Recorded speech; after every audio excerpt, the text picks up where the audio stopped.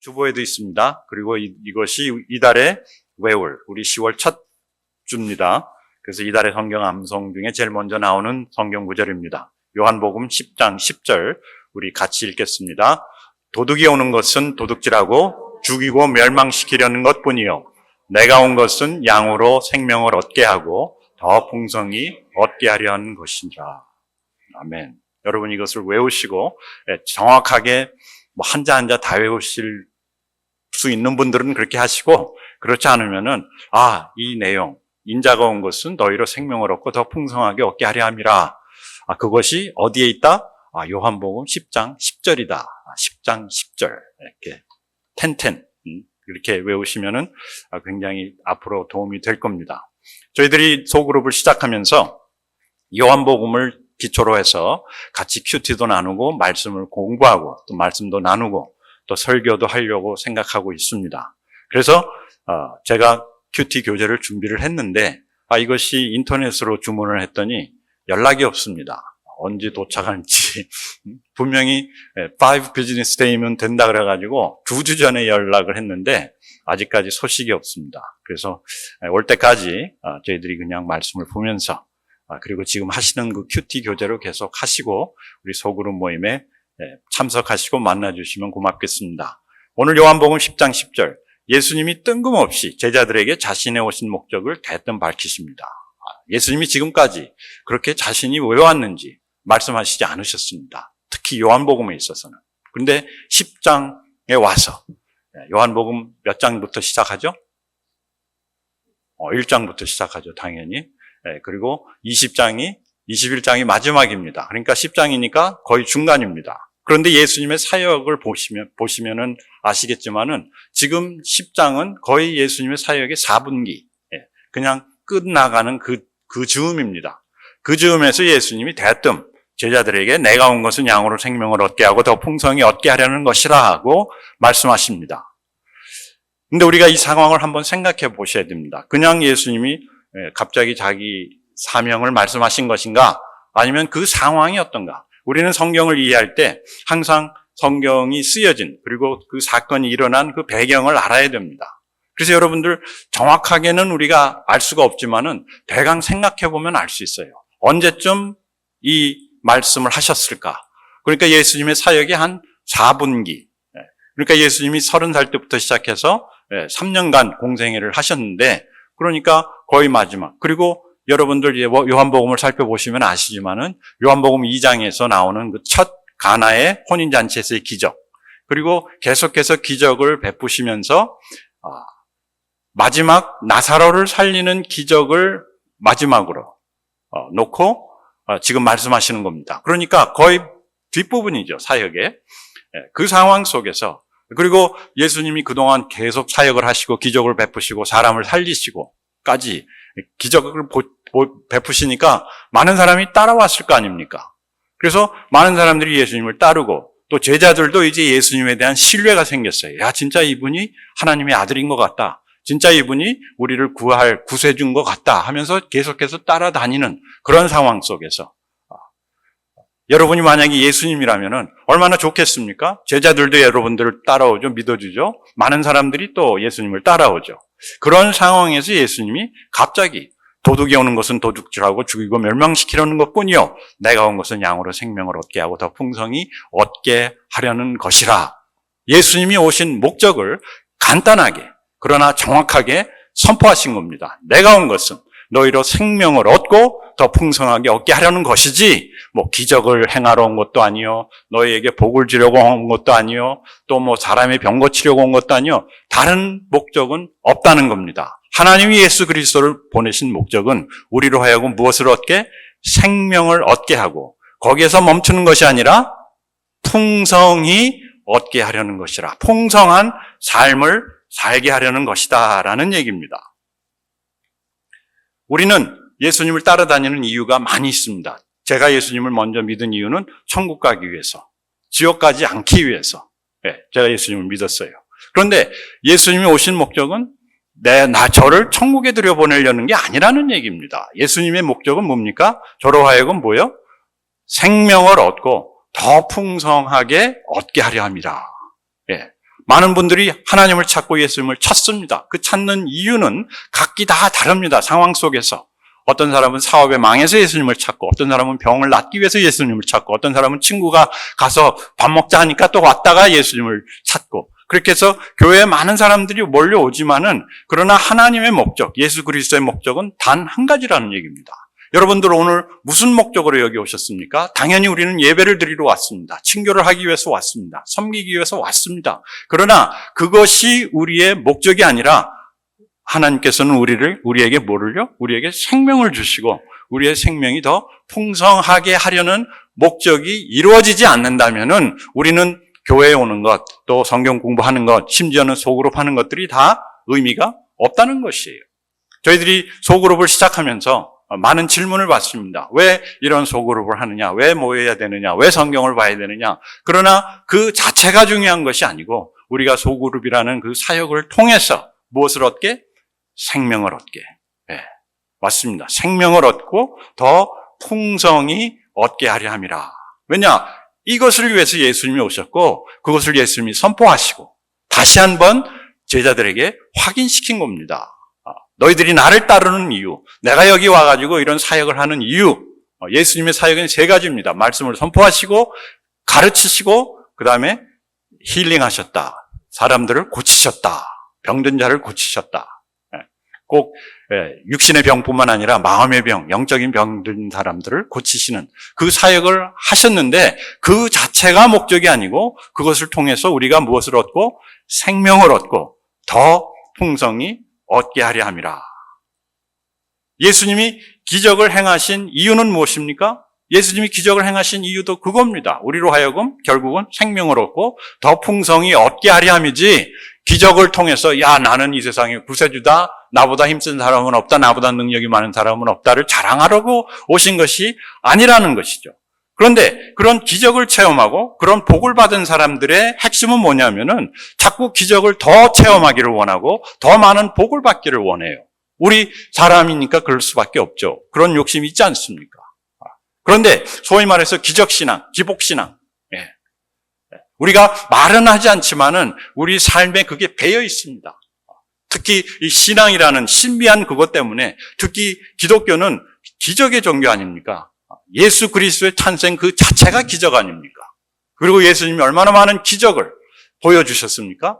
그리고 또 얼마나 아무도 하지 않는 기적을 또 드러내셨습니까? 부활이라는 것, 승천이라는 것, 기적입니다. 그리고 성경처럼 복에 대해서 얘기 많이 하는 성경이 그 종교가 없어요. 하나님은 복을 주시는 분이다. 내가 너로 큰 인물이 되게 하고 너에게 복을 주어 너는 세계 만민의 복의 근원이 될지라. 얼마나 많은 복을 약속하고 있습니까? 그러니까 기적신앙, 기복신앙이 나오지 않을 수가 없다는 얘기예요. 근데 중요한 건 뭐냐면은 그 기적, 기복신앙이 우리 신앙생활의 핵심이 아니라는 거예요. 우리의 신앙생활의 핵심은 뭡니까? 우리가 무엇을 얻고 생명을 얻고 더 풍성히 얻게 하려 함이라. 여러분 이제 요한복음 10장 10절을 잊어버리지 않으시겠지요? 이것은 예수님이 오신 목적이요. 또 우리가 사역하고 또 우리가 같이 모여서 예배하고 또 우리가 모든 것을 희생하는 그 핵심입니다. 생명을 얻고 더 풍성하게 얻게 하기 위해서. 그런데 이 핵심 사명을 우리가 생각하지 않는다면은 그러면 우리는 기적신앙, 기복신앙에 빠져서 헤어날 수가 없다는 얘기죠. 이 기적신앙과 기복신앙은 어떻게 보면은 꼭 그 로또, 라르리라 그러죠.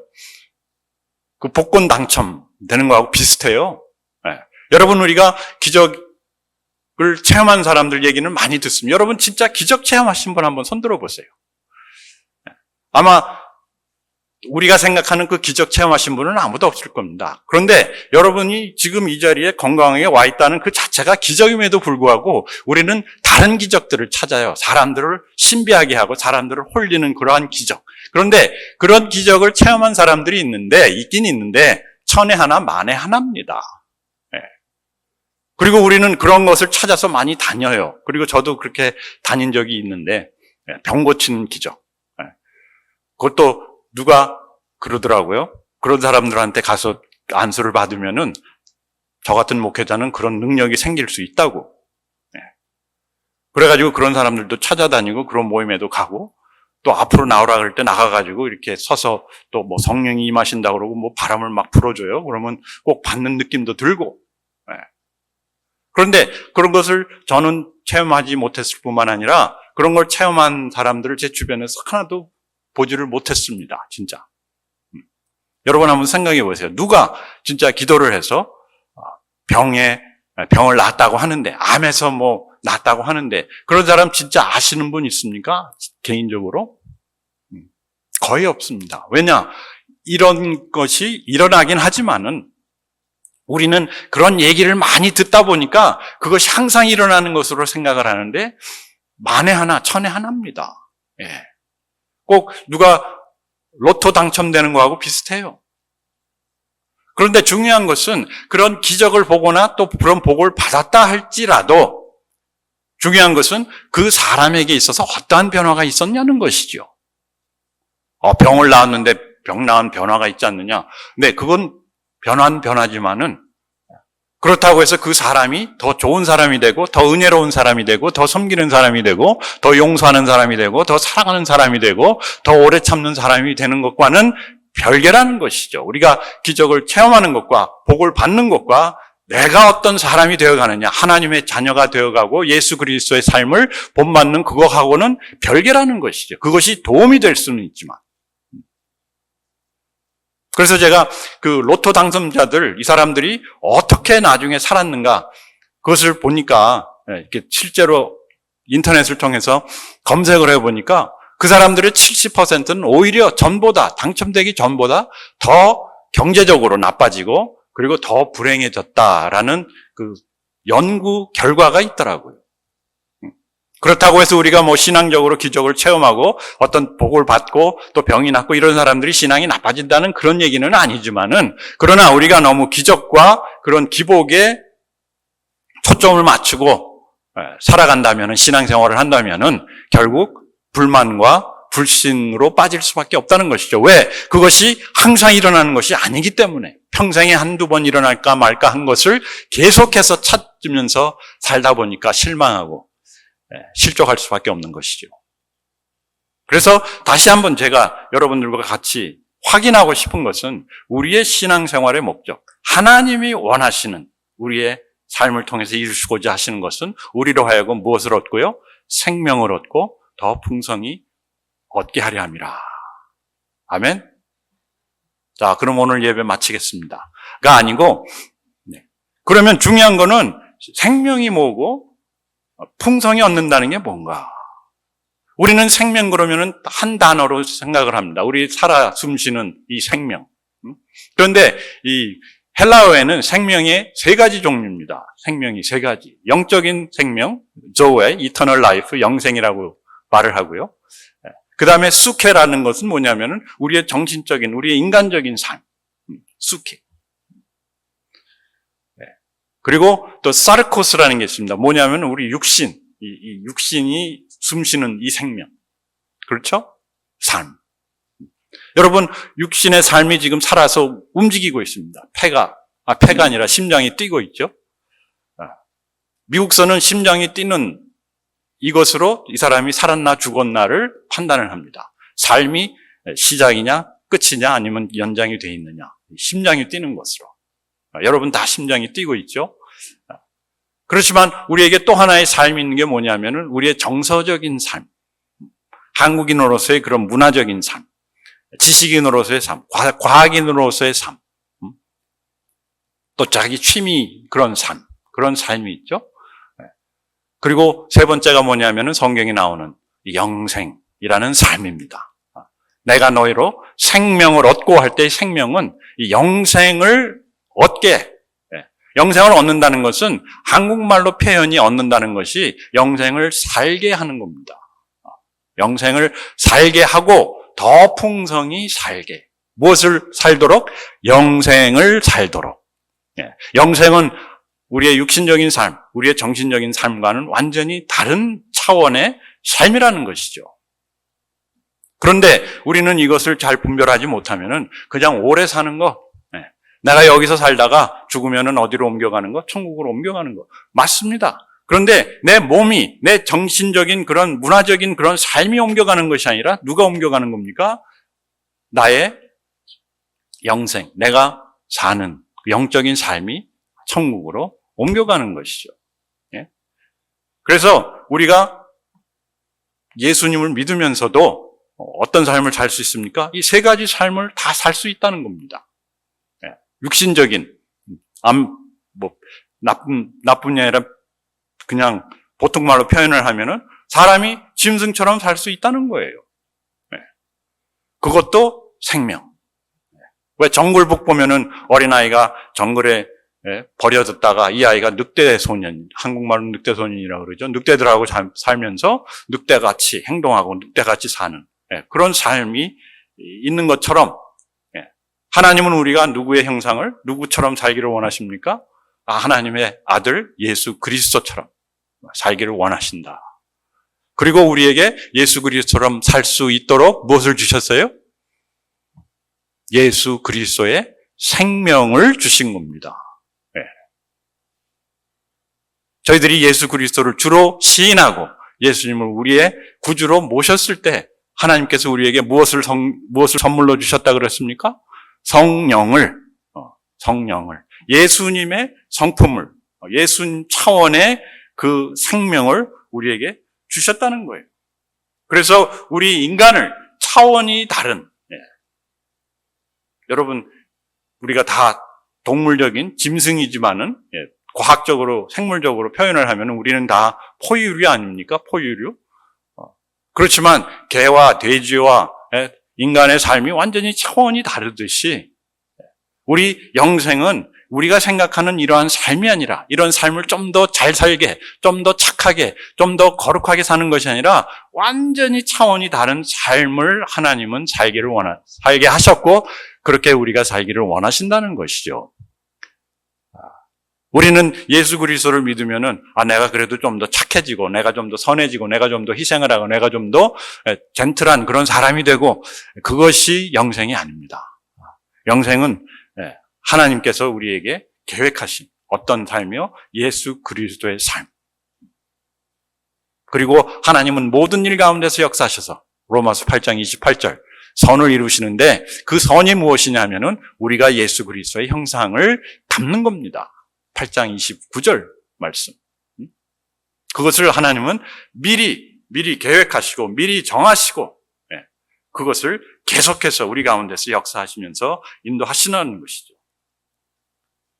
그래서 사도 바울은 이것을 영적인 삶과 육신적인 삶으로 구별을 하는데 뭐라고 얘기하냐면은 우리 돌감람나무 같은 우리 사도 바울의 표현입니다. 우리는 돌감람나무. 감람나무가 그 올리브죠. 근데 돌감람나무는 뭐냐면은 이 올리브가 너무 오래되다 보니까 이게 쇠퇴해가지고 아주 이상한 열매, 못 먹는 열매, 쓴 열매 그런 거를 내는 돌감람나무인데 이 돌감람나무가 참 감람나무에 어떻게 해요?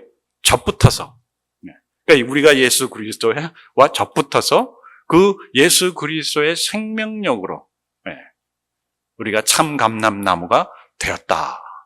열매를 맺고 있다. 라고 표현을 합니다.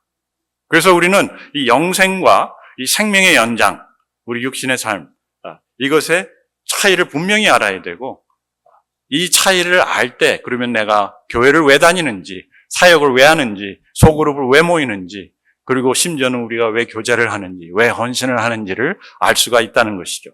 그렇다면 예수님이 주시고자 했던 영생은 무엇인가? 여기서부터 본론입니다. 예수님이 주시고자 하는 그 영생은 무엇일까? 여러분 여기에 대해서 한번 생각해 보신 적 있습니까? 우리는 예수 그리스도를 믿을 때 그 영생이라는 것에 대해서 그렇게 깊게 생각하지 않습니다.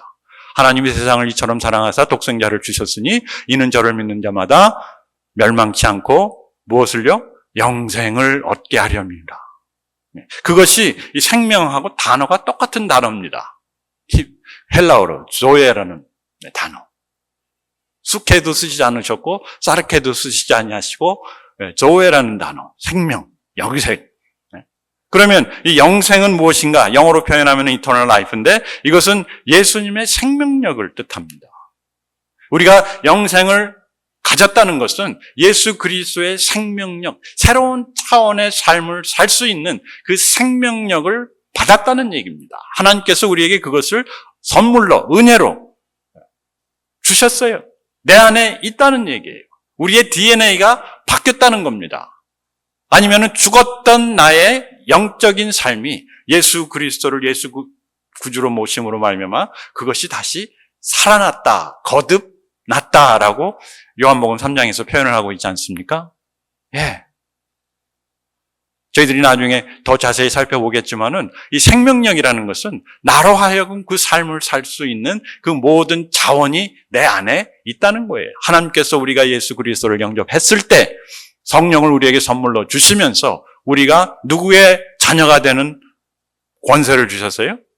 영접하는 자 곧 그 이름을 믿는 자들에게는 하나님의 자녀가 되는 권세라는 것은 어떤 세력, 세도 이런 것이 아니라 파워입니다. 파워, 두나미스, 파워를 우리에게 주셨다. 그런 능력, 그런 새로운 차원의 삶을 살 수 있게 됐다는 거예요.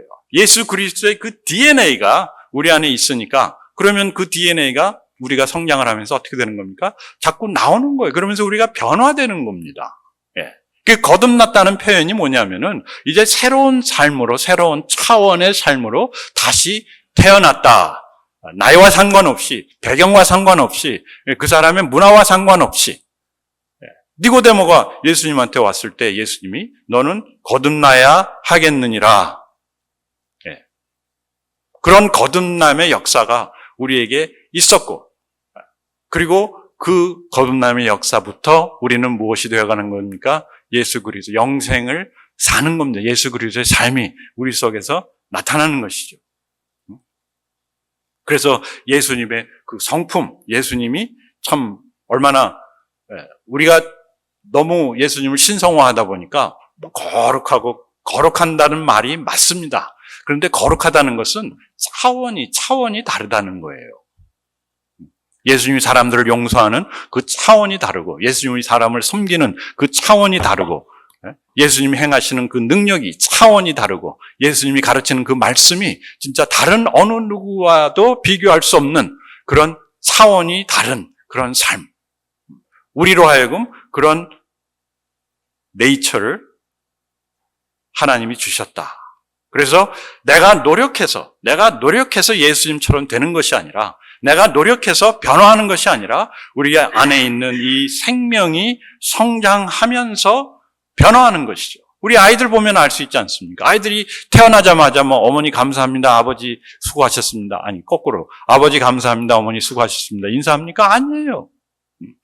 막 그냥 울고 뭐 눈물 흘리고 뭐 싸고 뭐 그러지만은 그 아이가 점점 자라면서 여러분 기다가 걷고 걷다가 뛰고 그 다음에 마음대로 활동하듯이 우리 안에 있는 예수 그리스도의 그 DNA는 우리가 예수 그리스도의 그 말씀, 그것을 먹고 살면서 성장하면서, 왜? 내가 그 안에 나의 예수 그리스도의 DNA가 있기 때문에 그것이 나올 수밖에 없다는 것이죠. 그 생명력이 있는 삶이 바로 영생이다. 그래서 내가 예수님이 좋아하는 것을 내가 좋아하게 되고, 예수님이 싫어하는 것도 나도 싫어하게 되고, 예수님이 보는 그 시각대로 내가 보게 되고, 또 예수님이 하시는 일들을 나도 할 수 있게 되는 겁니다. 그렇다고 여러분들이 뭐 무리를 거둘 수 있다는 얘기는 아닙니다. 그런 차원의 그런 내용이 아니라 진짜 예수님께서 이 땅에 오셔서 우리를 위해서 희생하신, 우리를 위해서 베푸신, 우리를 위해서 행하신 모든 일들을 예수님보다 어떻게 해요? 예수님이 그랬어요. 너희는 나보다 더 큰 일을 할 수 있을 거다. 그런 삶이 영생이에요, 여러분. 그냥 우리 뭐 그냥 버티자, 우리 끝까지 노력하자, 우리 끝까지 참자, 그러다가 죽으면 우리 천국 간다. 그게 아닙니다. 영생은 진실로 이러한 새로운 차원의 삶이 내 안에 있다. 여러분, 이제 뭐 나는 나이도 많고 은퇴하고 뭐 이제 주님 앞에 가려고 얼마 남지 않았는데 그것이 중요한 게 아니고 중요한 것은 내 안에. 우리 성경에도 그러지 않습니까? 겉사람은 후패하나 우리는 날로 새롭도다. 내 안에서 자생하고 있는 이 예수 그리스도의 생명력이 있는가 없는가. 그게 있다는 얘기예요, 여러분. 그 다음에 이 생명력과 더불어 활동력. 영생은 이 생명력, 새로운 삶을 살 수 있는 새로운 차원의 그런 파워와 더불어서 활동할 수 있는 무한한 가능성이 있는 새로운 능력입니다. 새로운 능력의 삶, 활동력. 예수님이 하신 일, 예수님의 사역 등을 우리도 할 수 있을 뿐만 아니라 그 이상으로 예수님이 그렇게 말씀하셨어요. 너희들은 나보다 더 큰 일을 할 수 있으리라. 우리가 꼭 예수님처럼 물을 포도주로 만들고 오병이의 기적을 행하고 병든 자를 낫게 하고 죽은 자를 살린다는 그런 능력이 아니라 예수님처럼 가난하고 약한 자를 찾아갈 수 있는 능력, 예수님처럼 받는 것이 아니라 오히려 섬기려 하고 예수님처럼 용서할 수 있고 희생할 수 있고 부활할 수 있는 그런 능력의 삶이 바로 영생의 삶이라는 거예요. 그런 능력이 우리를 통해서 나타날 수 있다는 것이고 우리는 그것을 할 수 있을 뿐만 아니라 그 이상으로 우리 생각 이상으로 할 수 있는 그 능력, 활동력, 누구의 활동력이요? 예수 그리스도의 활동력이 우리 안에 잠재되어 있다는 겁니다. 오늘 우리 백권사님 89세 생신 잔치를, 그러니까 생신을 축하하는 시간을 갖는데, 이제 89세니까 더 이상 활동력이 없습니다. 몸은 잘 움직이지 않더라도 그 영혼은 날로 새로워지면서 하나님께서 권사님을 통해서 또 우리 여기 장 목사님을 통해서 이제 또 아브라함 목사님 저기 볼티모어로 가시지만은 통해서 하실 수 있는 가능성이 어떻다? unlimited, 무한하다는 거예요. 예. 아브라함은 100세 때 아들을 낳았고 자꾸 아브라함 얘기를 해서 그렇지만은 우리 아브라함 목사님은 그 아브라함 100세 때 아들을 낳지는 않으실지라도 영적인 자녀를 분명히 낳으실 겁니다. 무한한 가능성. 우리가 하는 것이 아니라 내 안에 계신 누구요? 예수 그리스도의 그 생명이 자라면서 이 가능성이 실제로 나타난다는 것입니다. 내게 능력 주시는 자 안에서 내가 능치 못함이 없느니라.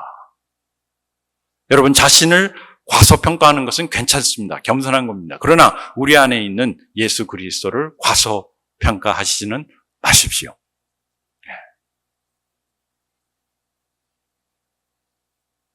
그리고 세 번째, 영향력입니다. 새로운 삶의 가치. 새로운 차원, 새로운 능력, 새로운 가치가 우리에게 주어졌다는 거예요. 영생과 더불어서. 이게 무슨 뜻이냐면은 여러분들 예수님처럼 영향력을 많이 끼친 분이 없습니다. 많은 영향을 남겼어요. 예수님의 이름으로 사람들이 구원을 받을 뿐만 아니라 예수님의 이름으로 선교를 하고 예수님의 이름으로 학교를 세우고 예수님의 이름으로 병원을 세우고 예수님의 이름으로 정치를 하고 예수님의 이름으로 모든 세상에 이루어지는 것들이 얼마나 많습니까? 그리고 지금까지 2000년이 지난 지금까지 예수님의 영향으로 사람들의 삶이 변화가 되고 그러한 가능성과 그러한 삶의 의미. 진짜 여러분들은 무엇을 남기고 주님 앞에 서기를 원하십니까? 나는 평생 살면서 전도를 몇 명하고 꼭 그런 것뿐만 아니라 여러분들의 삶을 통해서 하나님께서는 무엇을 남기셨는가? 그런데 하나님은 우리에게 이러한 삶의 가치, 의미, 중요성, 그것을 영생을 통해서 허락하신다는 것이죠. 이 영향력이라는 것은 우리의 삶의 의미의 열매입니다. 여러분 그렇지 않습니까? 자녀들을 낳고 또 자녀들을 통해서 또 자녀들을 얻고 참 그런 것을 우리가 원하듯이 하나님께서는 우리를 통해서 많은 생명을 가진 예수 그리스도의 생명을 가진 사람들을 낳기를 원하세요.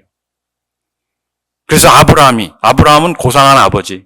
진짜 그 말 그대로 아브라함은 참 착한 아버지였어요. 선한 아버지였어요. 좋은 아버지였어요. 그러나 하나님은 야, 너는 그 자리에서 멈추지 말고 뭐가 되라? 열국의 아비가 되라. 너를 통해서 만민을 내가 축복하리라. 네. 여러분, 만민을 축복하는 아버지가 되기를 원합니까? 열국의 아버지가 되기를 원합니까? 그냥 나는 부족하니까 나는 그냥 한 가정의 아버지로서 아이들 대학 보내고 얘네들이 결혼해서 아들 나오면은 또 아들 딸 나오면은 또 가서 도와주고 그것으로 만족하겠습니다. 절대 그렇지 않을 겁니다. 여기 진짜 손자 손녀 돌보시는 분들도 계시는데 그거 하려고 여러분들이 예수 그리스도 믿는 것은 아니라는 것이죠. 그거 하다가 그냥 뭐 인생 마치기를 원하세요? 아닙니다. 하나님은 더 큰 영향력을 우리가 나타낼 수 있도록 벌써 우리에게 무엇을 주셨어요? 영생을 주셨어요. 그리고 그것을 향해서 계속 나아가자는 것이죠. 우리는 절대 꿈꾸지도 못하는 삶입니다. 어떻게 보면은. 우리가 어떻게 예수님처럼 살고 새로운 차원에서 그러한 능력으로 참 새로운 인생의 가치와 중요성을 느끼면서 체험하면서 살 수 있겠습니까? 그런데 하나님은 이 영생으로 우리 모두를 초대하는 거예요. 초대하는 겁니다. 이러한 삶을 살고 싶은가? 여러분, 만약에 내가 새로운 차원으로, 새로운 능력으로, 또 새로운 인생의 가치와 중요성을 향해서 나가고 싶다. 이거 하고 싶지 않은 분은 아무도 없을 겁니다. 그렇죠? 여러분, 여기서? 예. 그런데 질문은 뭐냐면은, 의문은 뭐냐면, 과연 내가 이것을 할 수 있을까? 과연 하나님이 나를 통해서 이것을 할 수 있을까? 여러분들은 할 수 없겠지만은, 하나님은 하실 수 있습니까? 없습니까? 있어요. 여러분들이 yes 하나님, yes 예수님, 저에게 다시 한번 기회를 주십시오. 성경에는 이 second chance라는 second life, born again이라는 것이죠.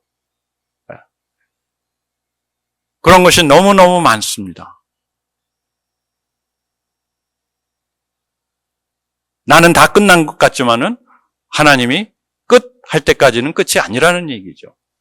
그래서 이러한 새로운 차원의 삶으로 또 가능성, 능력으로 또 삶의 의미와 가치로 오늘도 우리를 초청하시고 우리가 하고자 하는 이 소그룹도 여기에 초점을 맞춰야 된다는 것이죠. 그냥 아이고 목사님이 하려니까, 아이고 교회에서 하니까, 아이고 다른 사람들 보기에 좀 미안하니까 소그룹에 참여하고 큐티도 하고 말씀도 나누고 하는 것이 아니라 진짜 이 영생을 살고 어떻게 해요?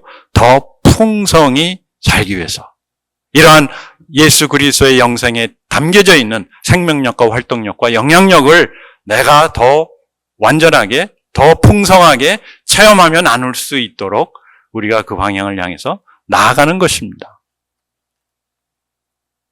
그 역사가 언제 시작했습니까? 예수 그리스도를 여러분들이 영접하셨을 때. 만약에 이 자리에 아직도 그것이 좀 불확실하신 분은 지금 당장이라도 제가 영생에 대해서 잘못 알고 있었습니다. 아니면 나는 이 영생을 다시 한번 확인하면서 살고 싶습니다. 왜? 예수님이 다시 확인을 했으니까. 제자들하고 또 그 따르는 사람들하고. 어떻게 해요? 한마디 기도면 됩니다. 예수님, 나도 이 삶을 살기를 원합니다. 내 안에 계신 것을 믿습니다. 이제 내 안에 생명력을 주시고 활동력을 주시고 영향력이 나타날 수 있도록 역사하시옵소서.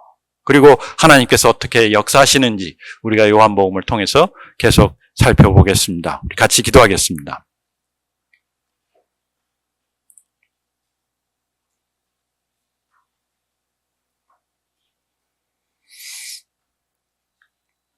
하나님,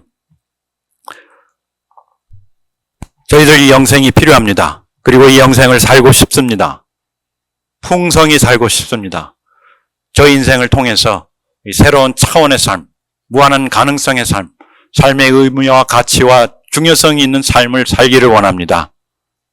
우리 인생의 길이요 진리요 생명이 되어주시는 우리 주 예수 그리스도를 우리 주님으로 삼고 나의 구세주로 삼고 나의 하나님으로 믿고 하나님 앞에 설 때까지 나아가기를 원합니다.